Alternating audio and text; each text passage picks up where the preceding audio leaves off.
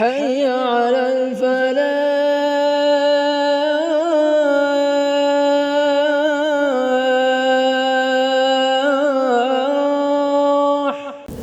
إن الحمد لله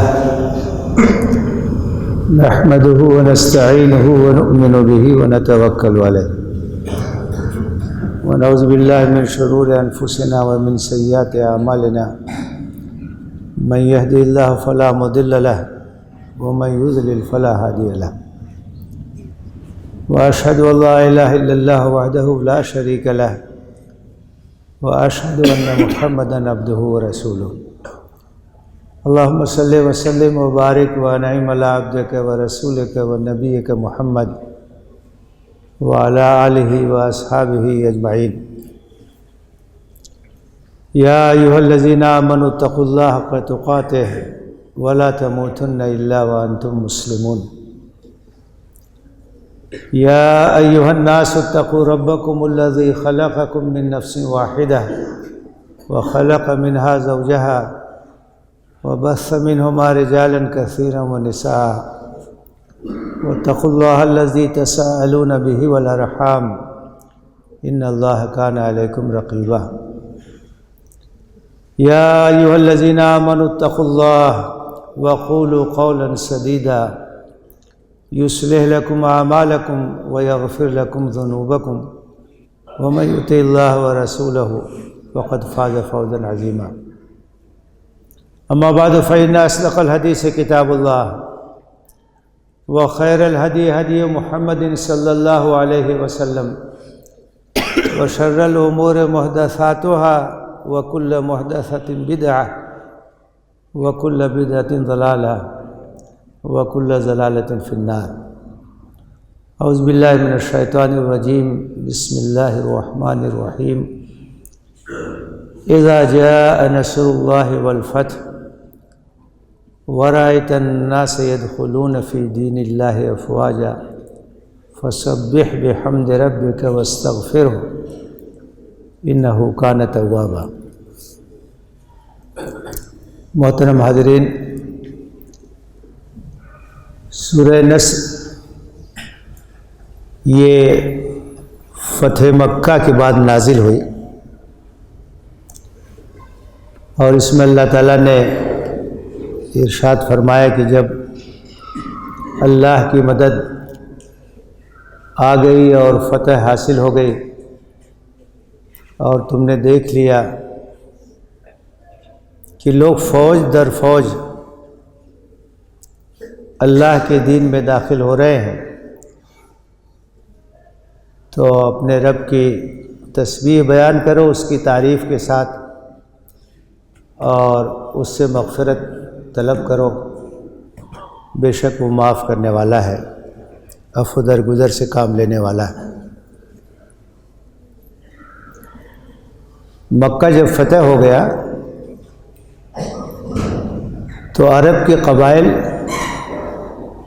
بہت تیزی کے ساتھ اسلام میں داخل ہونے لگے۔ فتح مکہ تک صورتحال یہ تھی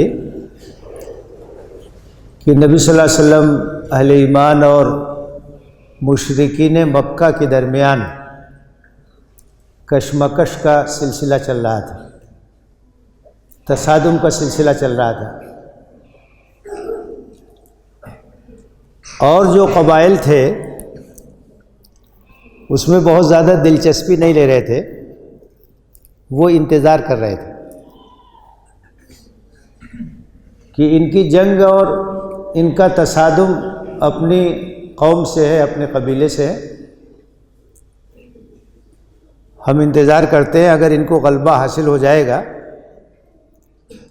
تو یہ اس بات کی علامت ہے اور اس بات کی دلیل ہوگی کہ یہ حق پر ہے۔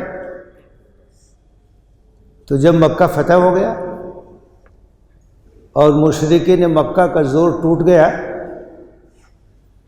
فوج در فوج لوگ اسلام میں داخل ہونے لگے۔ جو منتظر تھے، جو یہ دیکھنا چاہتے تھے کہ اس معرکے کا نتیجہ کیا نکلنے والا ہے، انہوں نے دیکھ لیا، تیزی کے ساتھ وہ اسلام قبول کرنے لگے۔ تو اس سورہ میں فرمایا کہ اللہ کی نصرت آ گئی، فتح حاصل ہو گئی، لوگ فوج در فوج اسلام میں داخل ہونے لگے، اللہ کے دین میں داخل ہونے لگے۔ تو آپ اپنے رب کی تسبیح کے ساتھ اس کی تعریف بیان کریں اور اس سے استغفار کریں، وہ معاف کرنے والا ہے۔ اس کے بعد نبی صلی اللہ علیہ وسلم بہت کثرت سے سبحانک اللہم و بحمدک استغفر اللہ و اتوب الیہ کا ورد کرتے تھے، بہت کثرت سے اس کو پڑھتے تھے۔ حضرت ابن عباس رضی اللہ تعالیٰ عنہما بیان کرتے ہیں کہ حضرت عمر ابن خطاب رضی اللہ تعالیٰ عنہ کم عمر ہونے کے باوجود ابن عباس کو اپنی مجلس میں قریب بیٹھاتے تھے۔ تو اور جو عمر دراز لوگ تھے ان کو شکایت ہوتی تھی کہ یہ تو بہت کم ہے عمر میں ہم سے، ہمارے ساتھ ان کو بیٹھاتے ہیں، بہت قریب بیٹھاتے ہیں۔ بعض لوگ کہتے تھے کہ ان کی عمر کے تو ہمارے بیٹے ہیں اور ان کو اتنا خصوصی مقام دیتے ہیں۔ تو ایک دن بلوایا حضرت عمر ابن خطاب رضی اللہ تعالیٰ عنہ نے ابن عباس رضی اللہ تعالیٰ عنہما کو، اور دیگر حضرات جو عمر دراز تھے وہ بیٹھے ہوئے تھے۔ حضرت عمر نے کہا کہ سورہ نصر کے بارے میں تمہارا کیا خیال ہے؟ اس سورہ کی تلاوت کی، اذا جاء نصر اللہ والفتح ورأيت الناس يدخلون في دين الله افواجا فسبح بحمد ربك واستغفره انه كان توابا۔ تو ان لوگوں نے کہا اس میں یہ کہا گیا ہے کہ اللہ کی جب مدد آ جائے اور فتح حاصل ہو جائے اور لوگ دین میں داخل ہونے لگیں تو استغفار کرو اور اللہ کی حمد بیان کرو، توبہ کرو۔ ایک سادہ سی بات جو سمجھ میں آتی ہے وہ انہوں نے بیان کر دیا۔ حضرت عمر نے کہا کہ ابن عباس تمہاری کیا رائے ہے؟ ما تقول فی هذه السورہ، تمہارا کیا خیال ہے؟ تو حضرت ابن عباس نے کہا کہ اس میں یہ بات بتائی گئی ہے کہ نبی صلی اللہ علیہ وسلم کے جانے کے وقت قریب آ گیا، انہ اجل رسول اللہ صلی اللہ علیہ وسلم۔ یہ سورہ یہ بتا رہی ہے کہ نبی صلی اللہ علیہ وسلم کا مشن پورا ہو گیا، دین غالب ہو گیا، کفر کا زور ٹوٹ گیا، اور نبی صلی اللہ علیہ وسلم سے کہا جا رہا ہے کہ اب چل چلاؤ کا وقت ہے۔ ہو سکتا ہے کچھ لغزش ہوئی ہو، کچھ کوتاہی ہوئی ہو، انجانے میں بھی کوئی چیز ہوئی ہو، پوری ایک تحریک جس کی قیادت نبی صلی اللہ علیہ وسلم نے 23 برس تک کی، 13 برس تک مکہ میں، 10 برس تک مدینہ میں، اور کن کن حالات سے گزرے، اور اس میں جنگیں بھی ہوئیں، صلح بھی ہوئی، بہت کچھ ہوا۔ نادانستہ بھی کوئی چیز ہو سکتی ہے۔ تو نبی صلی اللہ علیہ وسلم کو حکم دیا گیا فسبح بحمد ربک واستغفر، اور کثرت سے آپ تسبیح اور تحمید اور استغفار کا اہتمام کرتے تھے۔ تو حضرت عمر نے یہ ثابت کر دیا کہ میں ابن عباس کو قریب کیوں بیٹھاتا ہوں کم سن ہونے کے باوجود۔ مقام اور مرتبہ علم اور فضل کی وجہ سے ہوتا ہے، عمر کی وجہ سے نہیں ہوتا ہے۔ ثابت کر دیا کہ عمر میں تم سے کم ہے، تمہارے بیٹوں کے عمر کے ہیں، لیکن ان کی بصیرت دیکھو، ان کا فہم قرآن دیکھو، کس طرح سے آیات الہی پر یہ غور کرتے۔ چنانچہ حضرت ابوبکر صدیق رضی اللہ تعالیٰ عنہ کے بارے میں بھی آتا ہے کہ جب سورہ نصر نازل ہوئی تو وہ رونے لگے۔ حالانکہ بظاہر تو اس میں رونے کی بات نہیں ہے، خوشخبری ہے کہ اللہ کی مدد آ گئی اور فتح حاصل ہو گئی اور لوگ فوج در فوج اللہ کے دین میں داخل ہو رہے ہیں۔ لیکن حضرت ابو بکر صدیق رضی اللہ تعالیٰ عنہ رونے لگے، اس لیے کہ وہ سمجھ گئے کہ اب نبی صلی اللہ علیہ وسلم داغ مفارقت دینے والے ہیں۔ اسی لیے علماء اس کو سورۃ التودیع بھی کہتے ہیں۔ یہ رخصت کرنے والی سورہ ہے، اس میں الوداع کہا جا رہا ہے۔ نبی صلی اللہ علیہ وسلم ایک مشن کے تحت آئے تھے۔ هو الذی ارسل رسولہ بالہدی ودین الحق لیظہرہ علی الدین کلہ۔ اللہ نے اپنے رسول کو ہدایت اور دین حق کے ساتھ بھیجا تھا تاکہ تمام ادیان پر اسے غالب کر دے۔ غلبہ ہو گیا، فتح حاصل ہو گئی، اللہ کی مدد آ گئی، نصرت الہی آ گئی اور کفر کا زور ٹوٹ گیا۔ اس کا مطلب کیا ہوا؟ نبی صلی اللہ علیہ وسلم کا مشن پورا ہو گیا۔ اب آپ جانے والے ہیں۔ صدیق اکبر رونے لگے۔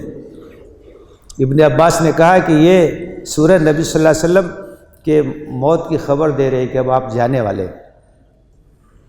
وہ فتح مکہ کے بعد وہاں جو حالات پیش آئے اس پر اگر آپ نظاہ دولائیں گے تو آپ معلوم ہوگا کہ نبی صلی اللہ علیہ وسلم نے کٹر دشمنوں کے ساتھ جو معاملہ کیا، ان کے ساتھ جو حسن سلوک کیا، اس کا غیر معمولی اثر پڑا۔ فتح مکہ کے موقع پر آپ داخل ہوئے مکہ مکرمہ میں تو بہت ہی تواضع اور انکساری کے ساتھ آپ کا سر جھکا جا رہا تھا۔ عام طور سے کیا ہوتا ہے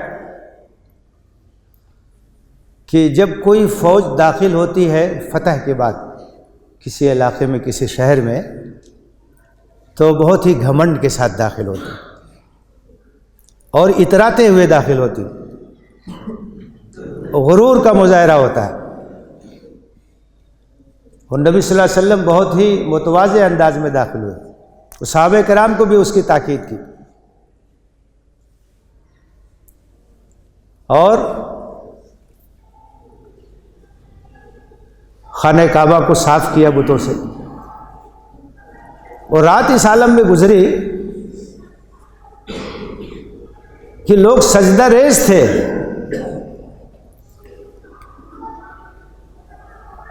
اللہ کے حضور، کہ اللہ کی مدد سے یہ فتح نصیب ہوئی ہے، ہماری طاقت کا کوئی دخل نہیں۔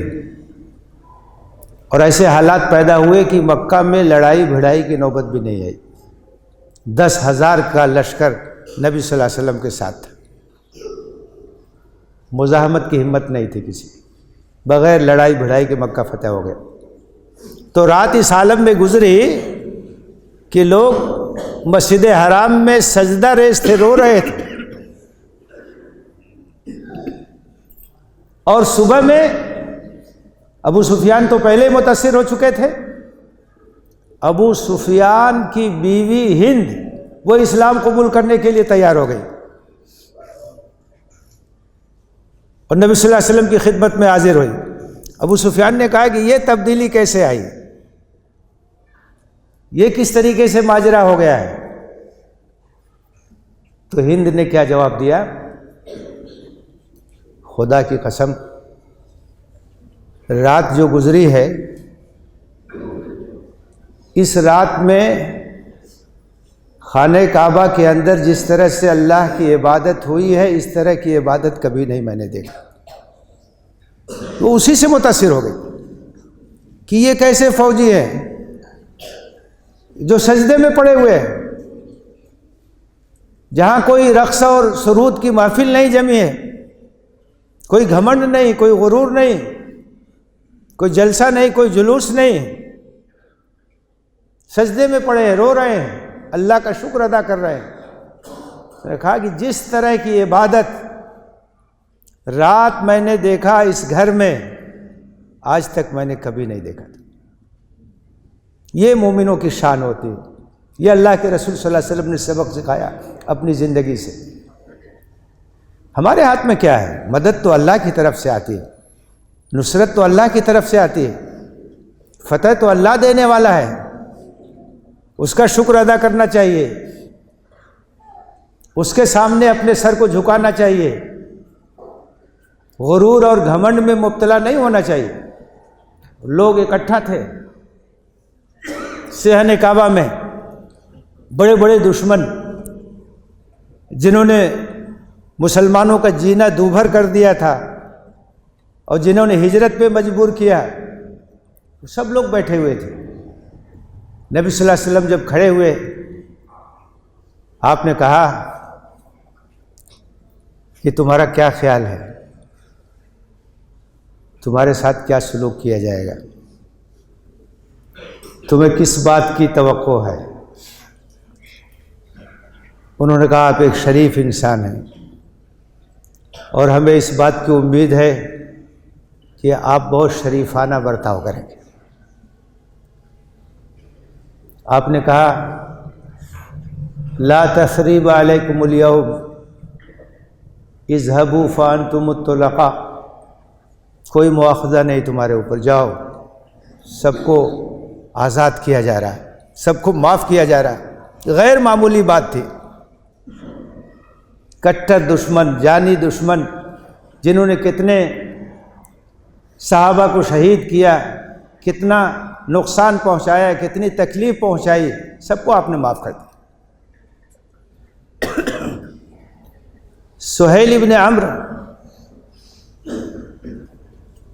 جو صلح حدیبیہ کے موقع پر مشرکین مکہ کا نمائندہ تھا، جس نے وہاں معاملات طے کیے تھے اور دستاویز پہ دستخط کیا تھا، اور ان کے بیٹے ابو جلدن رضی اللہ تعالیٰ عنہ ان وقت پر آئے، ان کو لے کر گیا واپس۔ وہ ڈرا ہوا تھا کہ میرے ساتھ پتہ نہیں کیا سلوک کیا جائے گا۔ اپنے بیٹے عبداللہ ابن سہیل سے کہا کہ میرے بارے میں جا کر کے معلوم کرو۔ وہ حاضر ہوئے،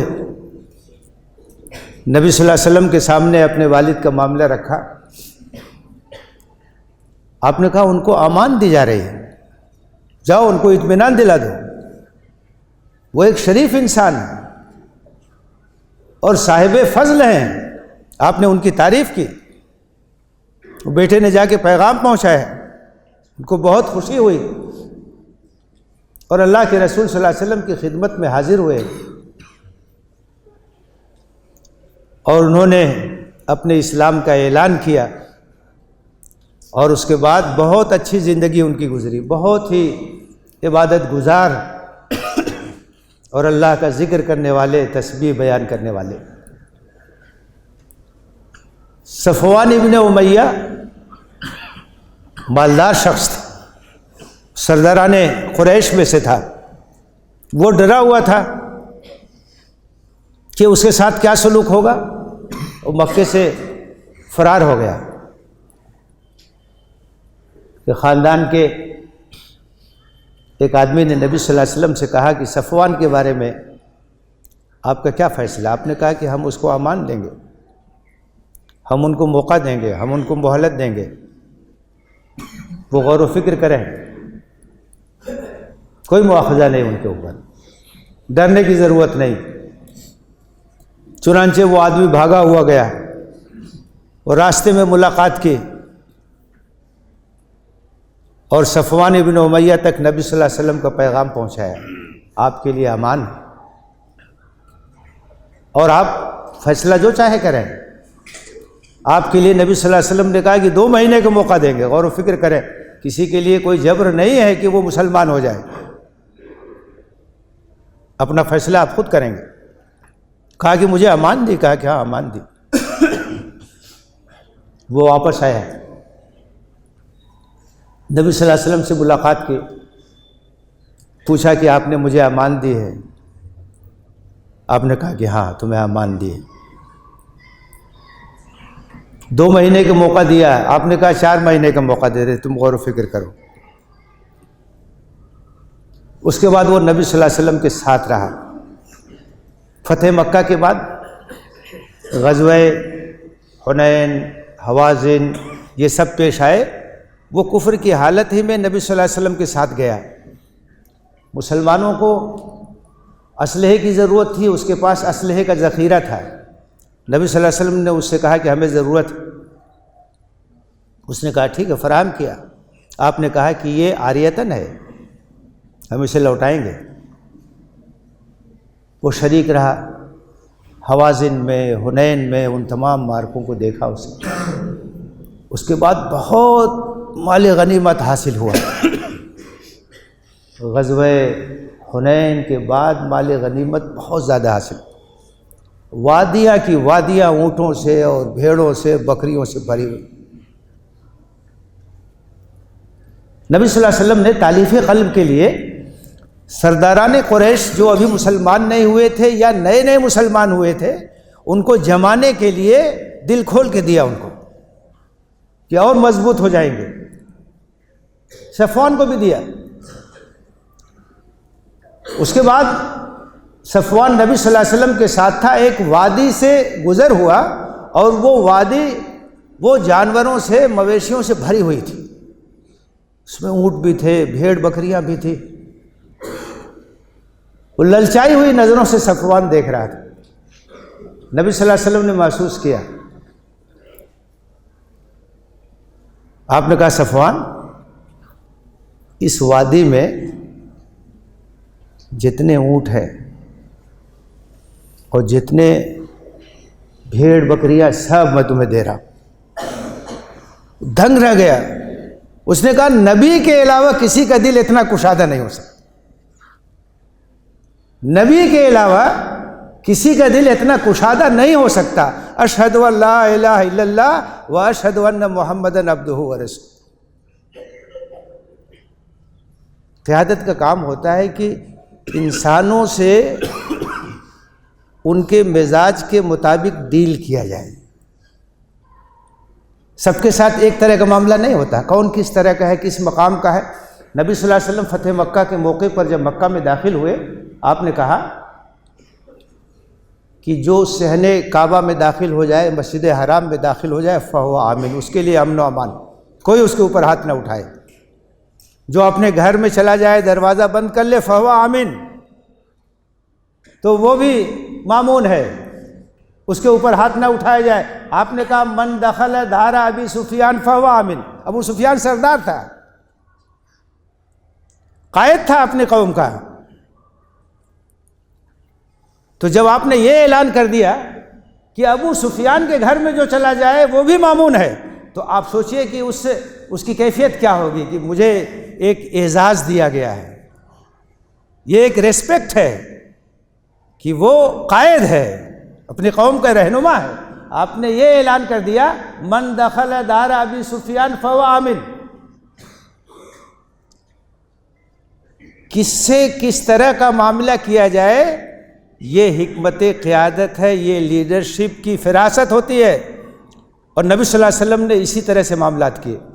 آپ نے کہا کہ صفوان صاحب تمہارا ہے، نے کہا اتنی فراخ دلی تو نبی کے علاوہ کوئی کر ہی نہیں سکتا ہے۔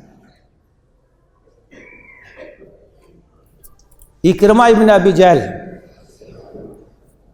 بہت زبردست شہسوار تھے، میدان جنگ کے ماہر تھے، کفر کے لیے ان کی طاقت استعمال ہو رہی تھی۔ ان کے والد ابو جہل نے کیا کیا نہیں کیا۔ فتح مکہ کے موقع پر انہوں نے سمجھا کہ اب تو میں بخشا نہیں جاؤں گا، بھاگ گئے، مکہ سے فرار ہو گئے۔ ان کی بیوی حاضر ہوئی، ام حکیم مسلمان ہو گئی تھی، اپنے شوہر کے لیے امان مانگی۔ نبی صلی اللہ علیہ وسلم نے کہا کہ اس کے لیے امان، اکرمہ کے لیے امان۔ انہوں نے پیچھا کیا، وہ ساحل تک پہنچ گئے تھے، وہ جا کے بتایا، خوشخبری سنائی، کہا مجھے امان، کہا ہاں۔ اس کے بعد وہ وہاں سے واپس آئے۔ نبی صلی اللہ علیہ وسلم نے دیکھا تو بڑھ کے استقبال کیا اور کہا مرحباً بالراکب المہاجر المجاہد، خوش آمدید کہا، گلے سے لگا لیا، اور صحابہ سے کہا کہ ان کے والد کے بارے میں کوئی برا لفظ استعمال مت کرنا، اس لیے کہ بیٹے کے سامنے اگر باپ کی تنقیص ہوگی تو بیٹے کو تکلیف ہوگی۔ یہ نبی صلی اللہ علیہ وسلم کا سلوک تھا۔ جو دشمن تھے ان کے ساتھ آپ کا یہ سلوک تھا، اور اس کا نتیجہ تھا کہ قدموں میں گر گئے۔ جو کٹر دشمن تھے وہ آپ کے گرویدہ ہو گئے، آپ کے لیے اپنی جان چھڑکنے کے لیے تیار ہو گئے۔ پھر اکرمہ ابن ابی جہل نے جو کارنامے انجام دیے ہیں، نبی صلی اللہ علیہ وسلم کی وفات کے بعد جب ردت کا فتنہ پھیل گیا، ارتداد کی لہر آ گئی، تو اس فتنے کی سرکوبی کے لیے جن سپہ سالاروں نے زبردست کارنامے انجام دیے، ان میں ایک اکرمہ ابن ابی جہل رضی اللہ تعالیٰ عنہ۔ یہ حسن کردار کی طاقت ہوتی ہے، اور نبی صلی اللہ علیہ وسلم کی زندگی کا بڑا نمایاں پہلو ہے کہ آپ نے اپنے اعلیٰ کردار کے ذریعے سے لوگوں کا دل جیتا۔ یہ دل جیتنے کا نسخہ ہے، اچھا سلوک، اچھا برتاؤ، دشمنوں کو بھی معاف کرنا، ان کے ساتھ بھی اچھا سلوک کرنا۔ یہی اخلاق ہے جس اخلاق کے ذریعے سے اسلام پھیلا ہے۔ اسی اخلاق کے ذریعے سے اسلام نے لوگوں کے دلوں میں جگہ بنائی ہے۔ اسی اخلاق کی آج ضرورت ہے۔ آج دنیا میں سب سے زیادہ ناپید جو چیز ہے وہ حسن اخلاق ہے۔ آج تعلیم بھی ہے، روزگار بھی ہے،